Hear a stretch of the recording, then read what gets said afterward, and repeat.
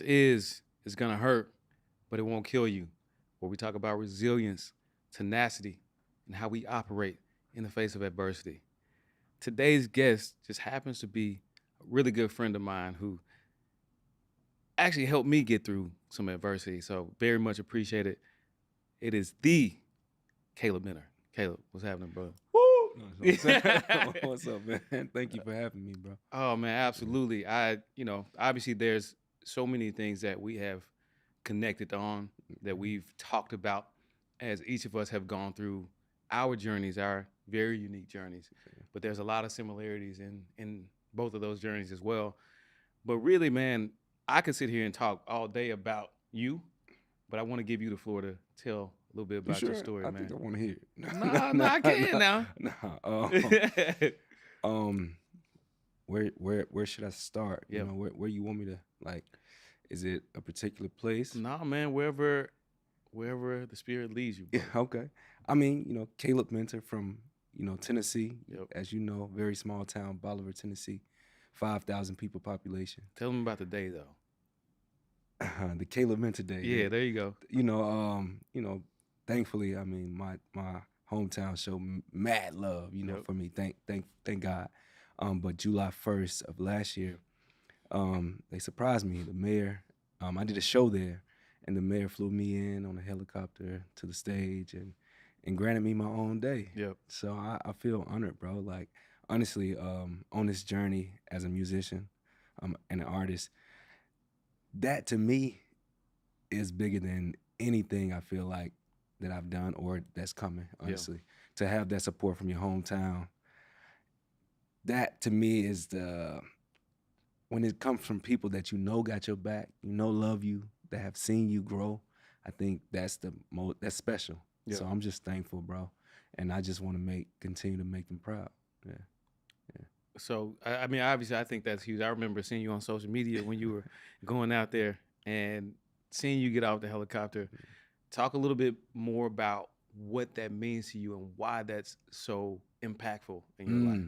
I think it's very important to me because, like, my whole journey, why I'm here is, when my brother was murdered to gun violence, I started a movement, Men and Mothers Against Gun Violence, Unity Movement.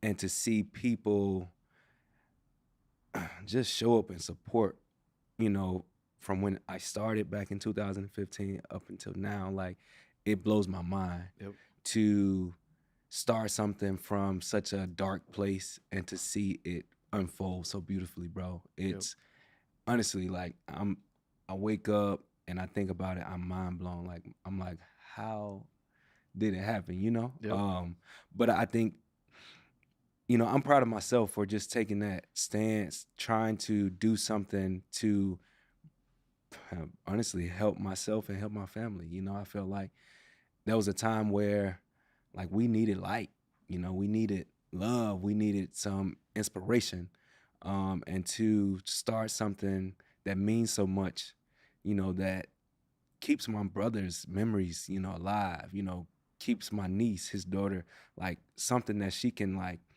be proud of, something that she can lead, standing for love, standing for unity, not hate, Honestly, when that happened, bro, I was in a dark place. And I think the easy route could have been hating.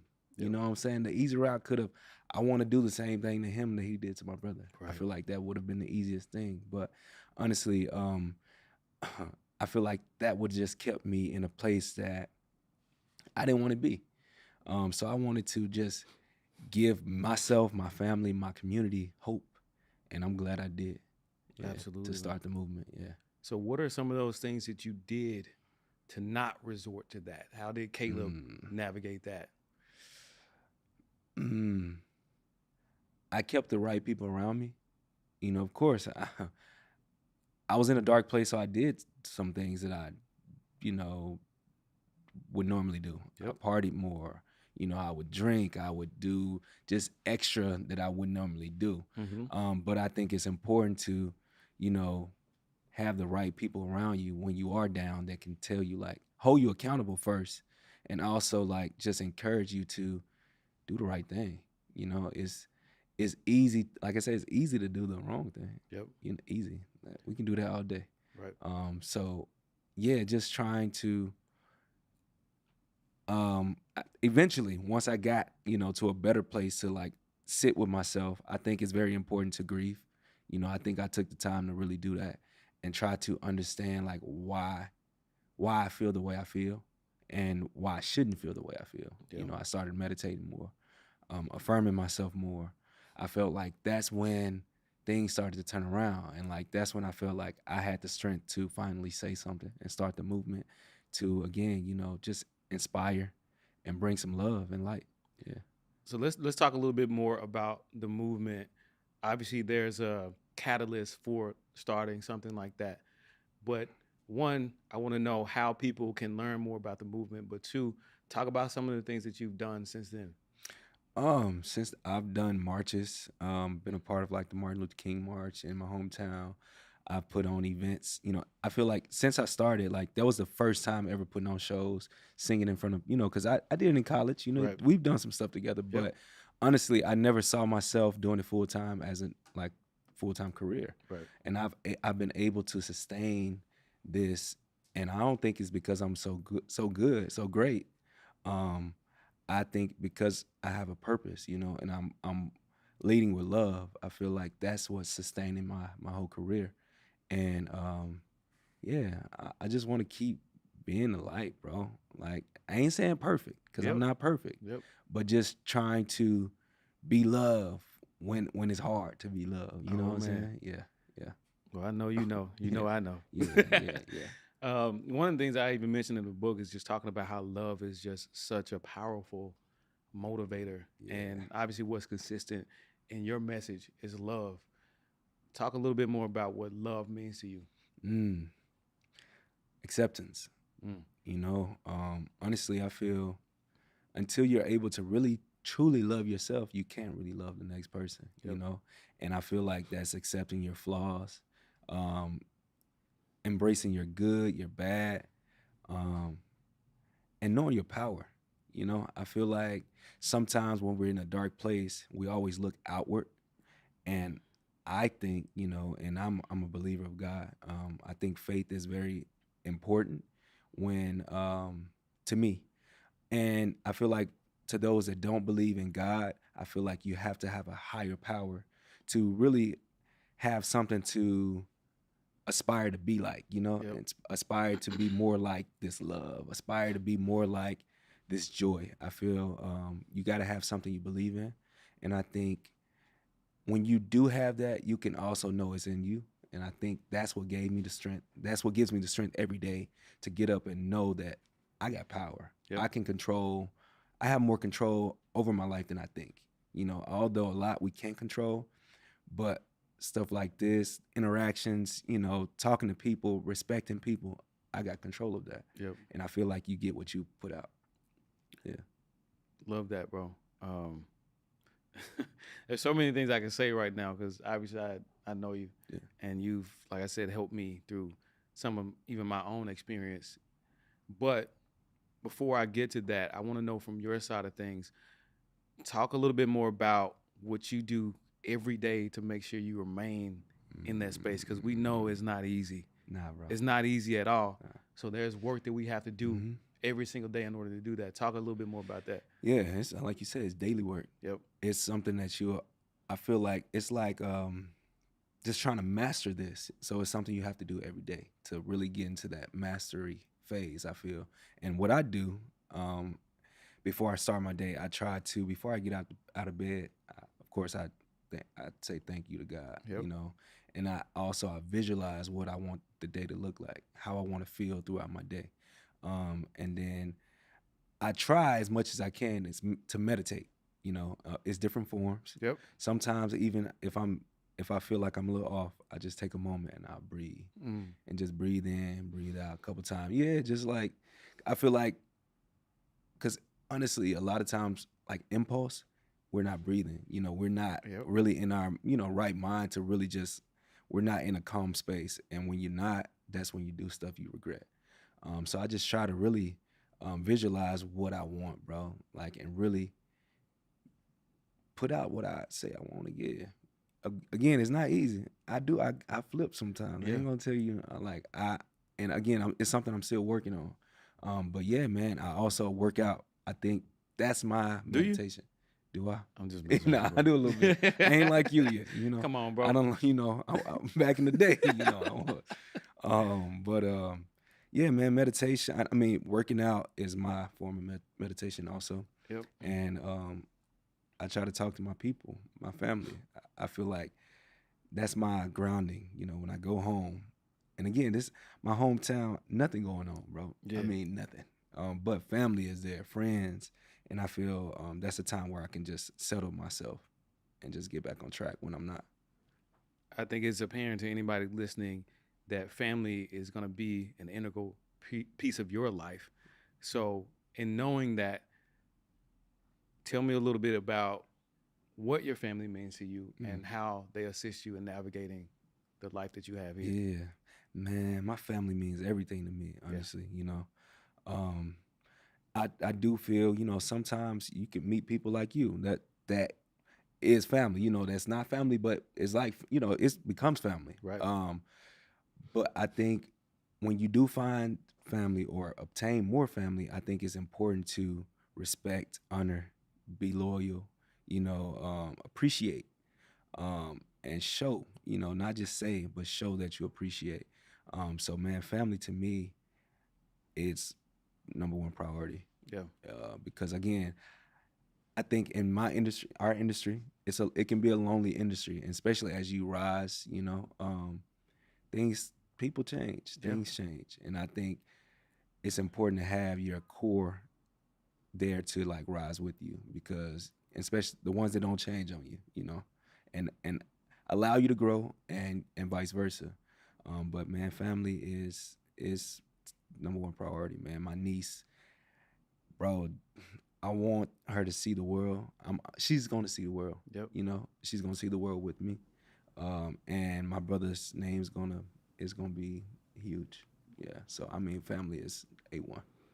Bro, so I don't know if you remember, but there was a conversation we had after you lost your brother, and you mentioned how important it was for you to be there for your niece to me. Mm-hmm.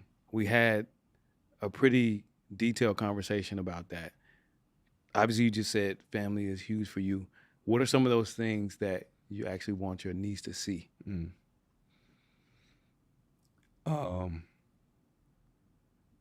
I want her to see, how you can persevere. Like even her father was murdered.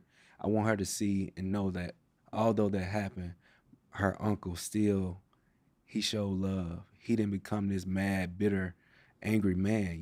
He showed me how to be, be more, want more, and not only just go outside the city, come back to the city and show love. I feel, I just wanted to see just all my efforts, man. Yep.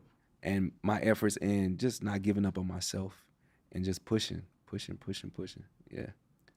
So, of course, we went to college together. Mm-hmm. Also moved to Atlanta different times, and then moved out to LA also different times.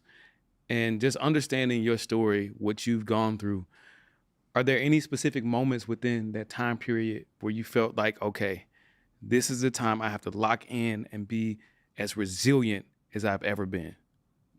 Right now. And I say right now because I feel the most locked in that I've ever been in my life, and I can see just the growth, man. Like I just performed at Apollo. Apollo to me, man, to us, our community, our culture, that's iconic. All the legends that's performed there.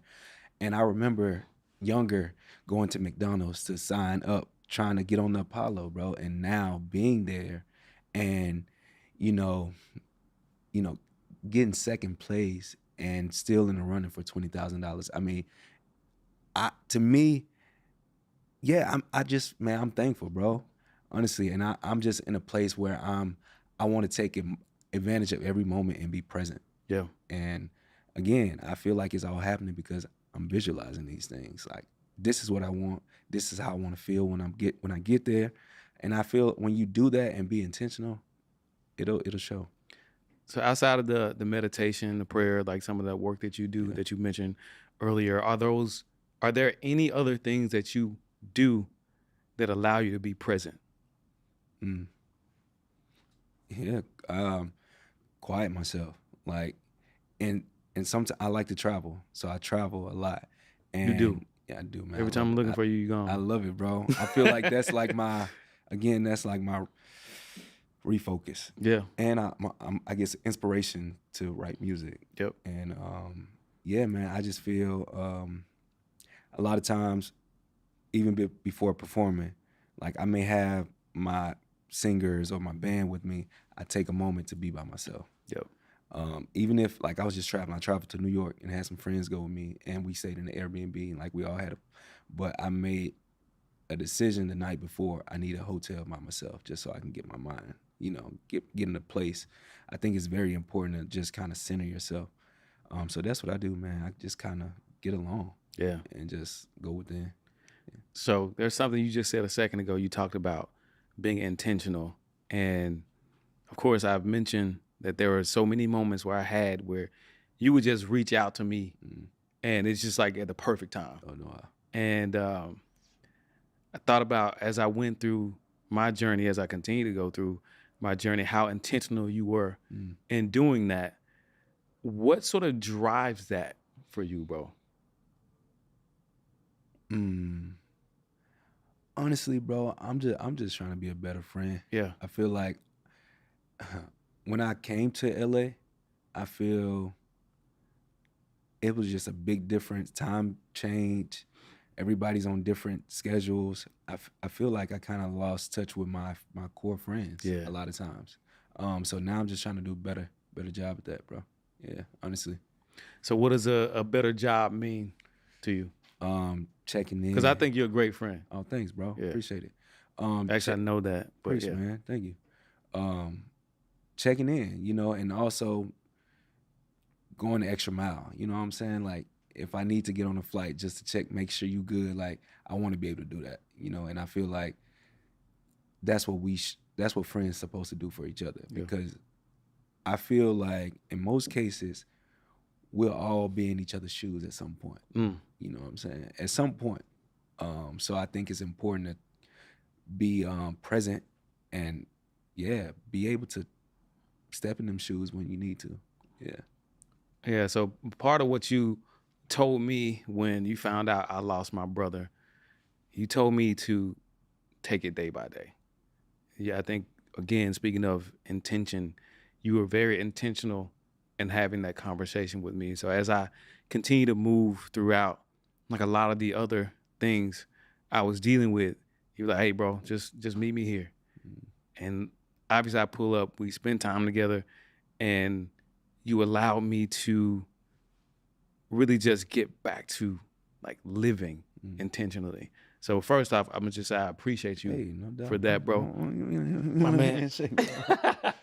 So I appreciate you for that. Yeah. But with that said, can you share anything specifically that you think if somebody ends up in a situation like you and I did, where they lose a brother, what are some of those pieces of advice that you would say to them in order to navigate that situation? I would say first, grieve. Like, feel that. You know what I'm saying? Like, take that time to really process, because sometimes with it happens so fast. Yeah. And then we try to get on with life so fast. And I feel it'll catch up with you. Yeah. If especially when it's sudden. Yeah. Bro. Yeah.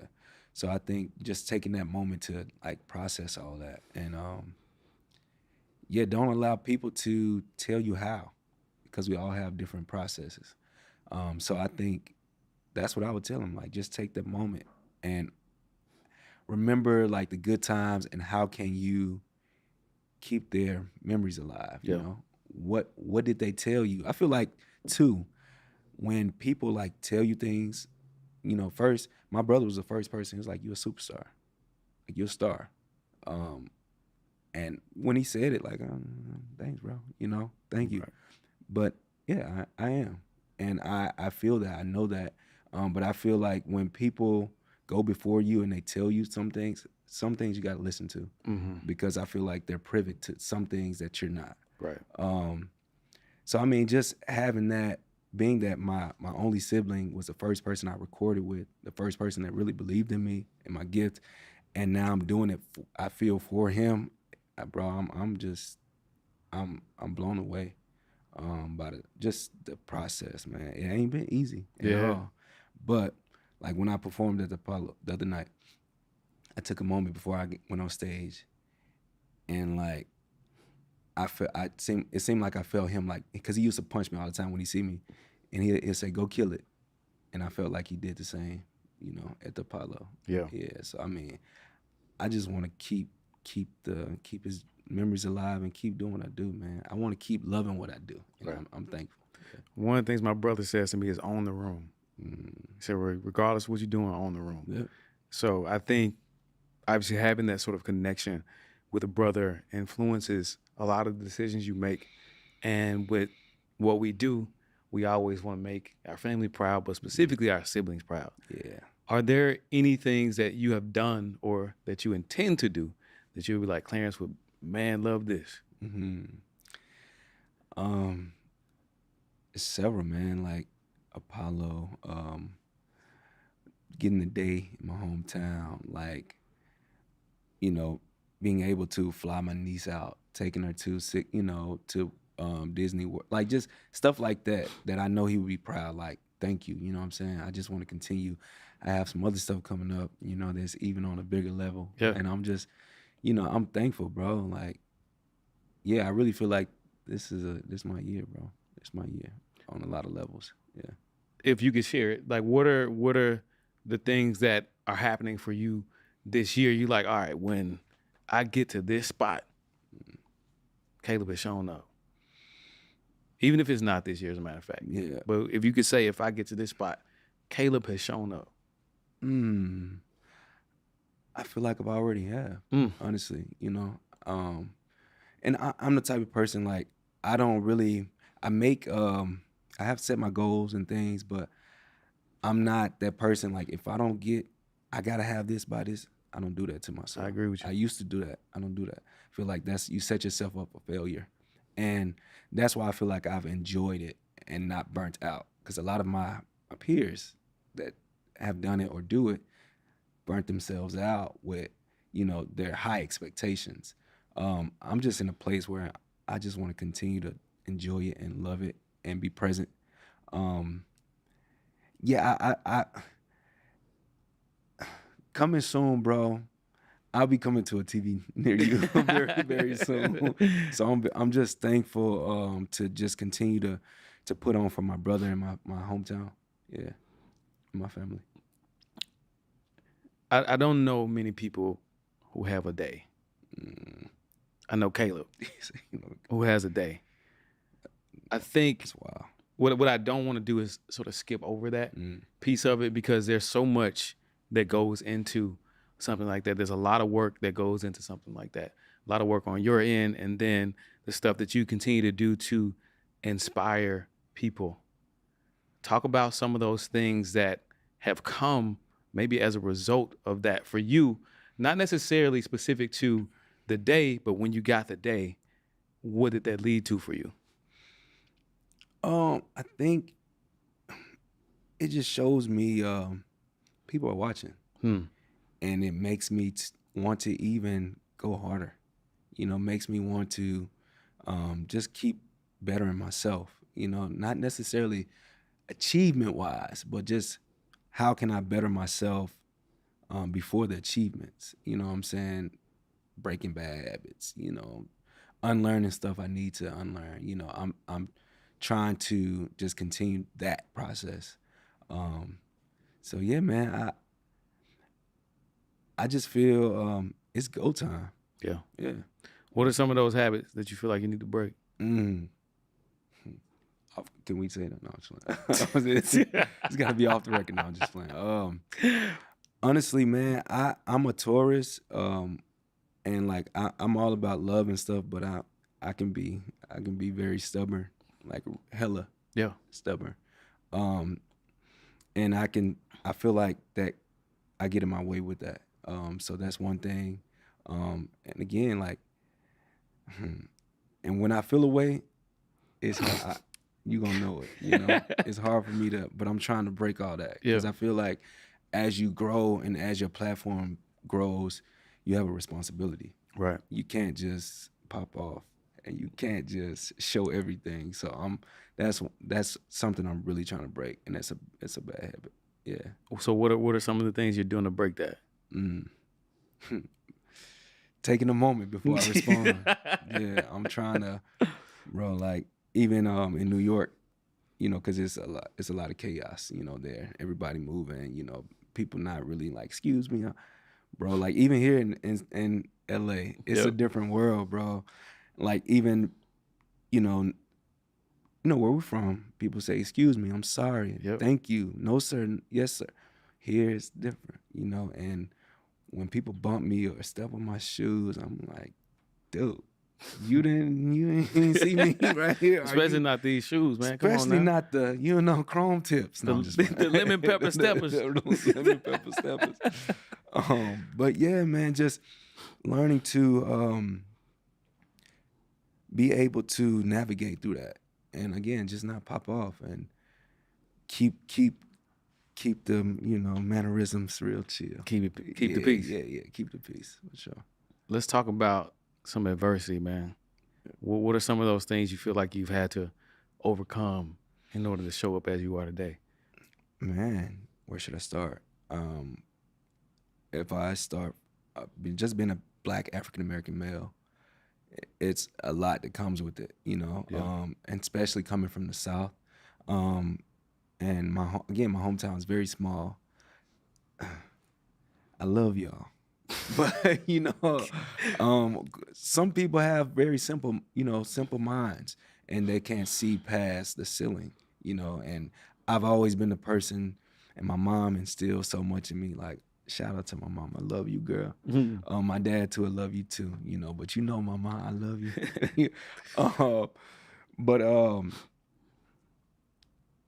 just being able to not allow that to keep me in a place of not going for what I want. Yeah. Like, I've always been the person to, no matter what no one else said, I'm gonna do what I'm gonna do. I hear you, I receive your message, but I'm gonna do me.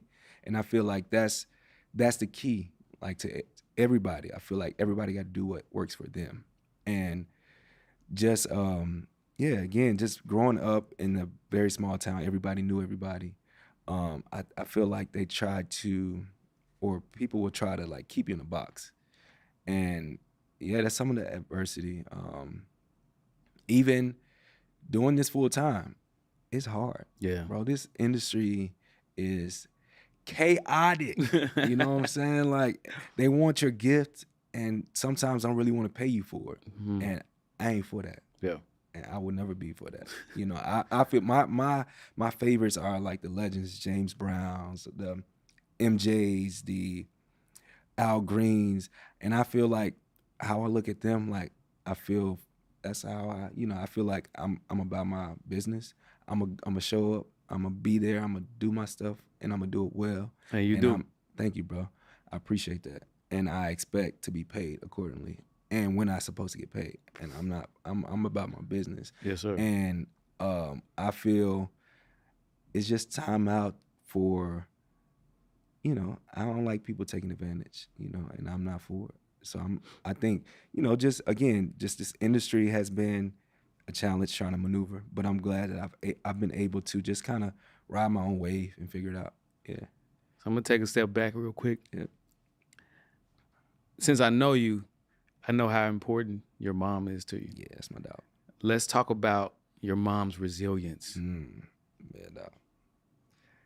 Our mother's resilience. Yeah, yes, sir. Yeah. Man, I think, women in general, just they take on so much, So much, man. They are the providers a lot of times. Because speaking for myself, my mom and dad divorced when my brother and I were about 2 and 3. So my mom had to take on all of that, you know. She was actually this how I know she's special. Her name is Ruby, by the way. And you know that's a very special jewel. Mm-hmm. But she was about to leave for the military because she couldn't find a job. She was trying to just provide for. So my grandfather, I'm gonna just go back a little bit, and I think this is important. A lot of times I don't talk about this, but I feel, you know, my grandfather was a sharecropper, and you know he stayed on the farm. They stayed on at this family, Mr. Miller and his wife, wife family. My grandfather worked for them for many years, and they stayed in this 2-bedroom home. My grandmother and grandfather had 9 children. They had 2 bedrooms, so they raised 9 children in 1 bedroom.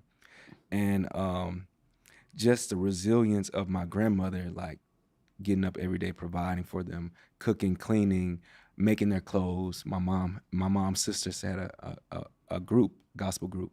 My grandmother made all their clothes. Just the history I feel my family has. I just want to, man, continue to stand on them shoulders, bro, and just make them happy. Like even when my grandmother and grandfather tried to get a loan to get their own home, the family, they didn't give him a loan. The banks wouldn't give him a loan. He wouldn't co-sign for my grandfather. My mother, being the woman she is, she graduated college. She went to Lane College, #1 in her class. You know, that's in Jackson, Tennessee, predominantly black historical college. And then she went to Tennessee Tech in Cookeville. But she came back and she was looking for a job just to help my grandfather and grandfather get a house. She was about to go to the military, and then she found a job that day, and she bought her first house for my grandmother and grandfather. Wow. So I want to do the same for her. You know, when it's time, I want to buy her, you know, from her son, just to show her the love. I feel like women, they don't get the love they deserve. I feel a lot of times, and man, they just do so much, bro. So hats off to my mom for just being resilient, even with 2 children. She always poured into us. You can do it. You got it. You know, whatever you want, you can achieve that. But yeah, man, just knowing that I had my mom rooting me on. She's at most of all my shows, bro, and I'm thankful. A lot of times, and because people don't have to do it. Yeah. You don't have to pay $500 for a ticket, a flight, you know, to see your son, but she does, and I'm appreciative. Yeah. So what are some of those things that you feel like you carry with you that may not necessarily be burdens, but something that you just carry that you feel like you need to hold on to, or that you need to carry, rather? You said burdens? It whatever you feel like you carry, whether it's a burden or otherwise. I feel I carry.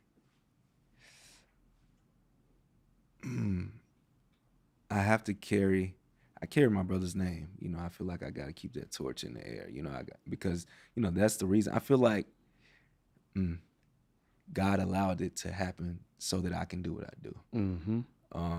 So I feel like I owe, you know, to God, to my brother, to just continue this journey, man, and not give up. You know, and try my best, no matter what it comes out to be. Just not giving up.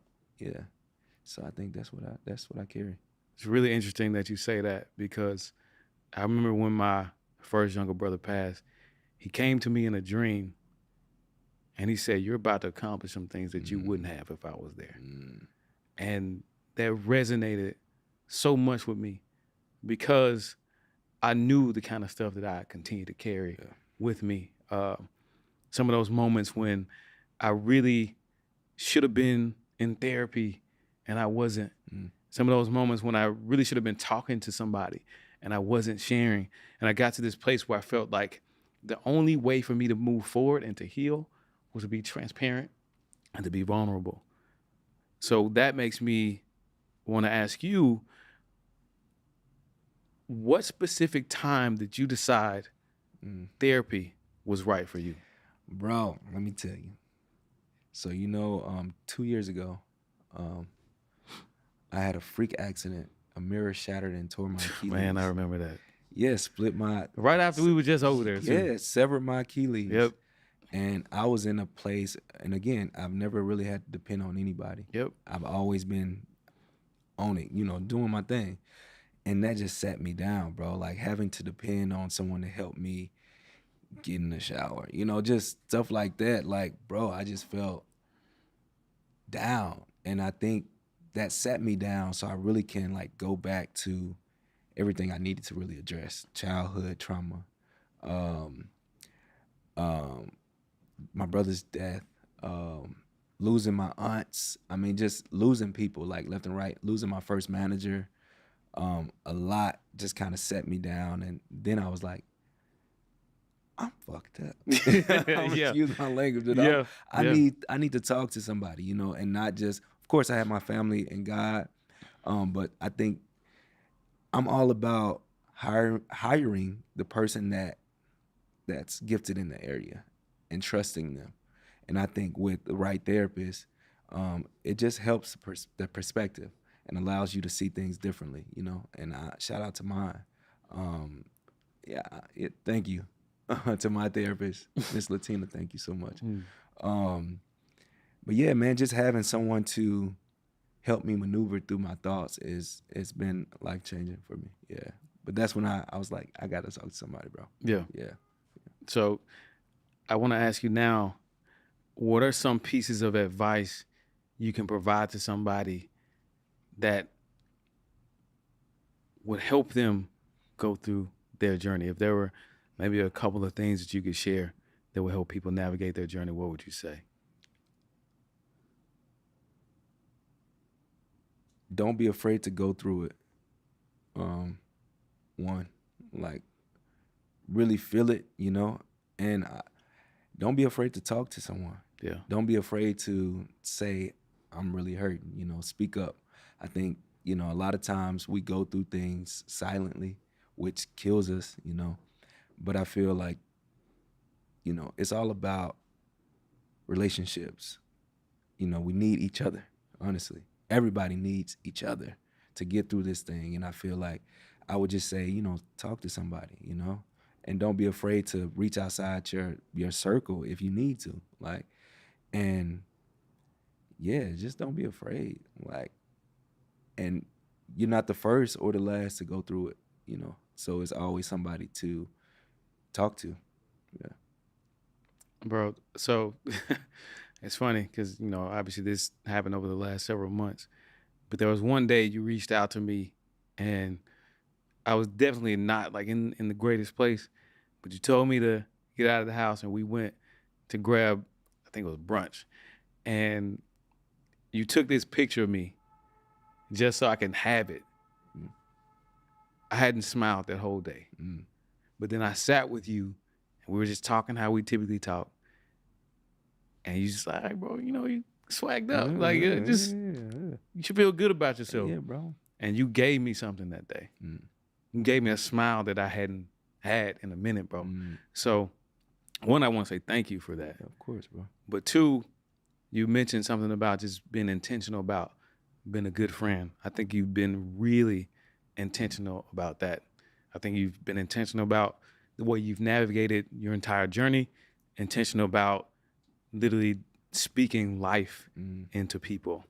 With all of that said, are there any final thoughts that you have that you just want to share? Right now, it's Caleb Miller Show.